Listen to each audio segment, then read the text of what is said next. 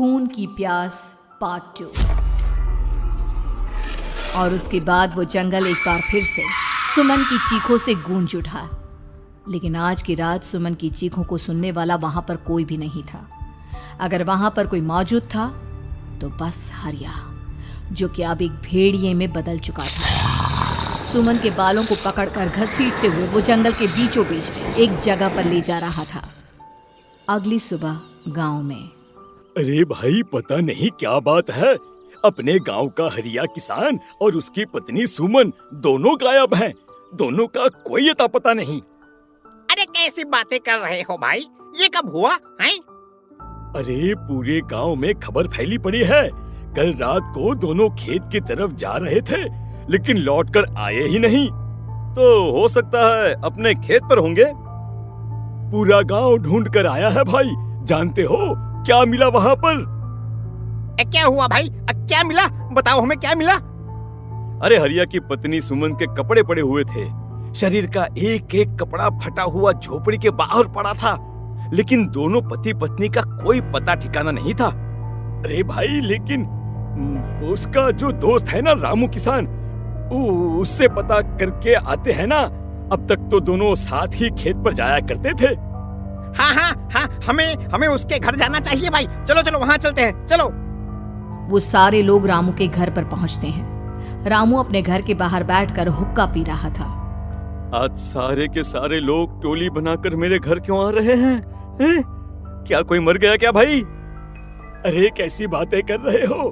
तुम्हारा सबसे अच्छा दोस्त हरिया और उसकी पत्नी गायब है और तुम यहाँ बैठकर हुक्का पिए जा रहे हो हैं? रामू ने अजीब सी नजरों से उन सब गांव वालों की तरफ देखा, जिसकी वजह से वो लोग एक बार के लिए डर गए। गायब है? अरे गायब नहीं है, मुक्ति मिल गई है।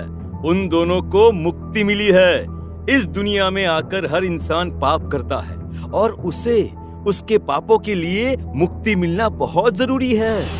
अरे ये कैसी बहकी बहकी बातें कर रहे हो भाई, हैं? और इसका चेहरा अजीब सा क्यों लग रहा है? लगता है दोस्त के मरने का गम बैठ गया है। पागल हो गया है शायद ये पागल। ये बात सुनते ही रामू चीख कर जोर से चिल्लाते हुए कहता है, पागल मैं नहीं हूँ, पागल तुम सब हो। और ये शैतानी जंगल अब तुम में से किसी को नहीं छोड़ने वाला, सबको खा जाएगा। याद रखना मेरी बात। शैतानी जंगल? कैसा शैतानी जंगल? लगता है रामू पागल हो चुका है। हमें यहाँ से चलना चाहिए भाई। चलो। तभी रामू की पत्नी बाहर आती है। नहीं, आप लोग इनकी बात का बुरा मत मानिए। 2 दिन पहले हरिया के साथ खेत पर गए थे। जब से वहाँ से आए हैं तब से ऐसी ही बातें कर रहे हैं। भगवान जाने ऐसा क्या देख लिया उन्होंने, खेत में कुछ भी बड़बड़ाते रहते हैं। लेकिन गांव के लोगों ने कमला की कोई बात नहीं सुनी और वो सब वहां से चले गए। रात अब धीरे धीरे ढलने लगी थी। तभी अचानक किसी ने धीमी सी आवाज में रामू को पुकारा। रामू, आ जाओ, मैं तुम्हारा इंतजार कर रहा हूँ। और सुनो, अपनी पत्नी को साथ लेकर आना, नहीं तो काम अधूरा रह जाएगा। ये आवाज सुनते ही रामू के चेहरे पर शैतानी मुस्कुराहट आ जाती है। वो धीमे कदमों से अपने घर के अंदर आता है। क्या हुआ? तबीयत ठीक है ना अब आपकी? मैं तुझे अपने साथ खेत पर ले जाने आया हूँ, चल। मैं तुम्हारे साथ कहीं नहीं जाने वाली। मुन्ना गहरी नींद में सो रहा है और उसे अकेला छोड़कर मैं तुम्हारे साथ खेत पर नहीं आ सकती। वैसे भी तुम्हारे उन खेतों में भगवान जाने कौन सा राक्षस घूम रहा है, मुझे तो डर लगता है। रामू गुस्से में दांत पीसता अपनी झोपड़ी से बाहर आ जाता है और कमला गहरी नींद में अपने बच्चे के साथ सो जाती है। तभी अचानक रात को रामू की झोपड़ी के ऊपर एक साया वही गाना गुनगुनाते हुए घूमने लगता है जो हरिया के मोबाइल में बजा करता था। मैं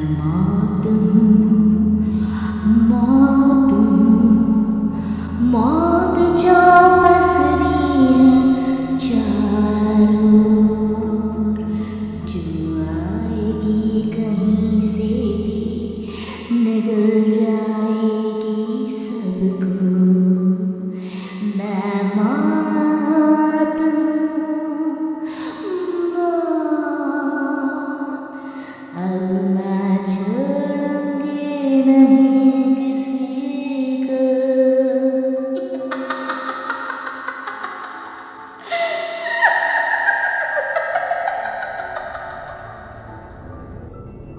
ये आवाज सुनकर रामू की पत्नी कमला की आंख खुलती है और वो देखती है कि उसका मुन्ना अपनी जगह से गायब था। कमला चीखते हुए बाहर दौड़ कर आती है। वहां पर उसने देखा कि रामू ने अपने बच्चे को झोपड़ी के बाहर एक पेड़ से उल्टा लटकाया हुआ था और उसका बच्चा चीख चीख कर रो रहा था। वहीं दूसरी तरफ एक साया बच्चे के ठीक नीचे आग जलाकर उसके चारों तरफ हैवानों की तरफ नाच रहा था। छोड़ दो मेरे बच्चे को। अरे क्या कर रहे हो तुम? शर्म नहीं आती तुम्हें अपने ही बच्चे को इस तरह मौत के हवाले करते हुए? अपना बच्चा? किसने कहा ये मेरा बच्चा है? अरे ये तो उस रामू की औलाद है, इस गांव के किसान रामू की, और मेरी दुश्मनी इस गांव के हर इंसान के साथ है। क्या कैसी बात कर रहे हो तुम? और ये औरत कौन है? ये मेरे बच्चे को खा जाएगी। तभी अचानक से उस साया ने एक बेहद खतरनाक दिखने वाली औरत का रूप ले लिया और उसकी आंखों से आग निकल रही थी। सही पहचाना तूने। मैं तेरे बच्चे को खा जाऊंगी। अगर तू अपनी इस हैवान पति रामू के साथ जंगल नहीं आई तो मैं तेरे बच्चे को खा जाऊंगी। लेकिन क्यों? आखिर क्या चाहते हो तुम मुझसे? मुझे जंगल क्यों ले जाना चाहती हो?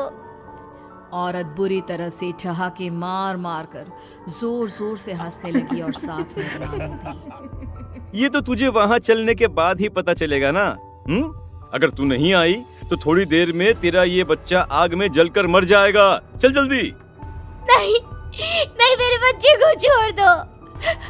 तुम जहाँ कहोगे मैं तुम्हारे साथ चलने के लिए तैयार हूँ। और उसके बाद उस बच्चे को झोपड़ी में लिटाकर आगे आगे वो साया चल रहा था और उसके पीछे पीछे रामू अपनी पत्नी के बाल पकड़कर उसे घसीटते हुए जंगल की तरफ ले गया।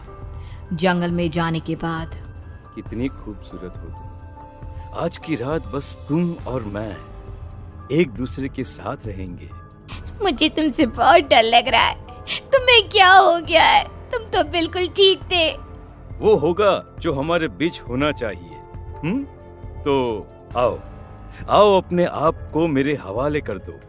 कमला ने डर की वजह से अपनी दोनों आंखें कसकर बंद कर ली थी। रामू ने बुरी तरह से चीख कर कमला से कहा, आंखें खोलो अपनी और मेरी तरफ देखो।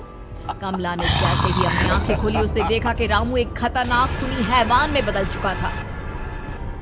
कौन हो तुम? जाने दो मुझे।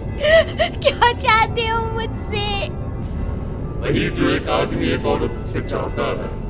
मैं तुम्हारा पति रामू नहीं बल्कि इस जंगल का एक भेड़िया हूँ और आज की रात तुम्हारे खून से अपनी प्यास बुझा जाऊं। और उसके बाद वो जंगल कमला की दर्दनाक चीखों से गूंज उठा। अगली सुबह कमला के कपड़े भी जंगल में उसी तरह पाए गए जैसे कि सुमन के पाए गए थे।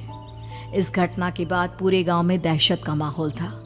अपने माँ बाप की मौत और गांव में हो रहे इस तरह की घटनाओं की खबर सुनकर किशन शहर से गांव लौट आया था। अपने माँ बाप की बेदर्द मौत की वजह से वो बहुत परेशान था। तभी अचानक उसे अपने घर में खाट के नीचे पड़ा हुआ वो मोबाइल फोन मिला जो उसने अपने पापा हरिया को गिफ्ट किया था। अरे कितने प्यार से पापा के लिए मोबाइल फोन लेकर आया था। इसे एक दिन भी काम में नहीं ले पाए। और आखिर कौन है जो गांव में इस तरह की हत्याएं कर रहा है? क्या है इन सब के पीछे? क्या है? मुझे पता करना ही होगा, वरना एक दिन पूरा का पूरा गांव खाली हो जाएगा। इस गांव में एक भी जिंदा इंसान नहीं बचेगा। गांव के लोगों की मदद करने के इरादे से किशन अपने गांव से दूर एक दूसरे गांव में बहुत बड़े तांत्रिक के पास मिलने के लिए गया।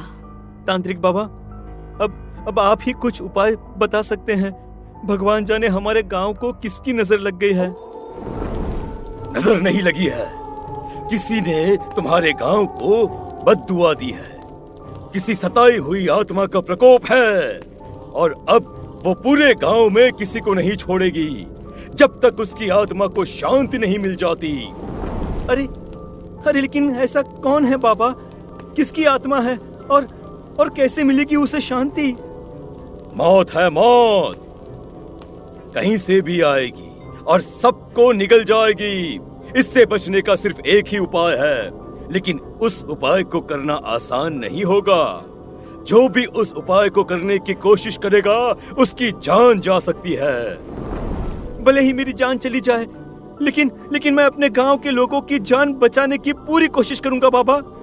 तो ठीक है फिर, अगली अमावस की रात जैसा मैं कहता हूँ वैसा ही करना।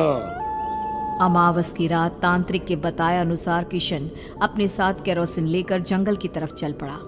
उसके हाथ में देवी के मंदिर का सिंदूर भी था। किशन जंगल के बीचों बीच पहुंचा। ये देखकर उसकी आंखें फटी की फटी रह गई। वहां एक उबलते पानी का तालाब था और कई लोगों की लाश लटक रही थी। किशन की माँ बाप की लाश भी वहीं थी। माँ, बापू, क्या हो गया? ये क्या हो गया? तभी वहां पर एक औरत और आदमी आते हैं। उन्हें देखकर किशन चौंक जाता है। गोपाल काका, आपकी तो 5 साल पहले मौत हो गई थी। और निर्मला काकी, आप? मौत तो हो गई थी, लेकिन तुम ये नहीं जानते कि हमारी मौत कैसे हुई थी। क्या कहना चाहते हैं आप? कुछ नहीं, बस ये जान लो कि अब इस गांव में कोई जिंदा नहीं बचेगा। लेकिन क्यों काकी? क्योंकि 5 साल पहले इन गांव वालों ने मुझे डायन बताकर पत्थर मार मार के मार डाला। मेरी कोई गलती नहीं थी। गांव का एक बच्चा क्या लापता हुआ, सारा इल्जाम मेरी पत्नी पे डाल दिया। और जब मैंने निर्मला की जान बचाने की कोशिश की तो मुझे भी मार डाला। आपके साथ ये बहुत गलत हुआ काकी, लेकिन आप जो कर रहे हैं वो भी सही नहीं है ना? तुम यहाँ से चले जाओ वरना तुम भी नहीं बचोगे। हमारी आत्मा पिछले 5 साल से मुक्ति के लिए भटक रही है। चले जाओ यहाँ से। मौका देखकर किशन सिंदूर उन दोनों के ऊपर डाल देता है। उनका शरीर जलने लगता है और वो भयानक तरीके से चिल्लाने लगते हैं। अगले ही पल किशन उनके ऊपर केरोसिन डाल देता है और वो दोनों जल जाते हैं। किशन अपने माँ बाप और दूसरी लाशों का अंतिम संस्कार करवाता है और अपने घर लौट आता है। लेकिन वो अभी भी इस बात से अनजान है कि मोबाइल अभी भी बज रहा था। मैं मौत हूँ।